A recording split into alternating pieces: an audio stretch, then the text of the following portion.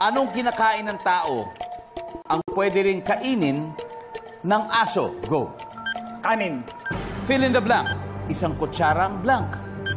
Walang laman. Saan karaniwang ginaganap ang family reunion? Sa bahay. Bakit may taong hindi kumakain ng bagoong? Allergic sa hipon. Anong oras ang siksikan sa mall? 7 p.m.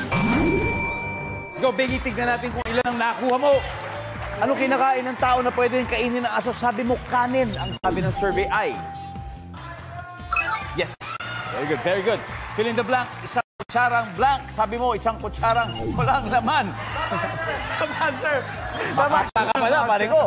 Ang sabi ng survey ay... Wala rin. Wala rin laman. Wala rin. Saan karaniwang ginaganap ang family reunion? Sabi mo, sa bahay. Sabi ng survey ay...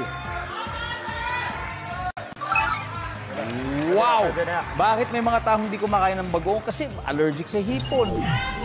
Survey says. Boom! Ano oras siksikan sa mall? Sabi mo 7 p.m. Survey says. Yes, 103. Thank you so much. 97 to go. Let's welcome back David. David. Ito na. Good news, si Biggie nakakuha ng 103. Ibig sabihin, 97 na lang. Okay. Sisiw na sisiw sa'yo yan. Okay? At this point, makikita po ng viewers sa bahay ang sagot ni Biggie. Give me 25 seconds on the clock. Good luck, David. Ang kinakain ng tao, ang pwede rin kainin ng aso. Go. Chicken. Fill in the blank. Isang kutsarang... Isang kutsarang asukal. Isang ginaganap ang family reunion. Restaurant. Bakit may mga taong hindi kumakain ng bagoong? Kasi masyadong maalat. Anong oras siksikan sa mall? 6 p.m. Let's go, David. 97 points. Ano kaya mangyayari dito? Buena mano ng taong ito. Anong oras siksikan sa mall? Sabi mo, 6:00. Ang sabi ng survey natin ay... Ang top answer natin dito ay 5:00, 5 o'clock. Bakit may mga tao hindi kumakain ng bagoong kaya? Sabi mo dahil maalat. Ang sabi ng survey ay... Uy, top answer allergic. Nasagot mo. Saan karaniwang ginaganap ang family reunion? Sabi mo, sa restaurant. Ang sabi ng survey sa restaurant ay... Ang top answer ay beach or resort. Okay? Eto, fill in the blank. Isang kutsarang blank. Ang sabi mo...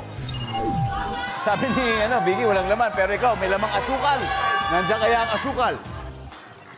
Yes! That's a top answer. One last to go. Anong kinakain ng tao na pwedeng kainin ng aso?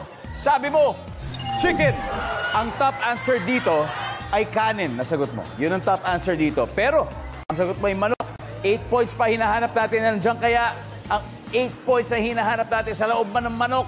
We'll see. Survey says...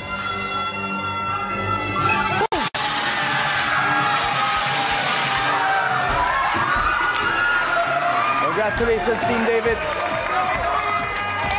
Congratulations. You have won a total of 200,000 pesos.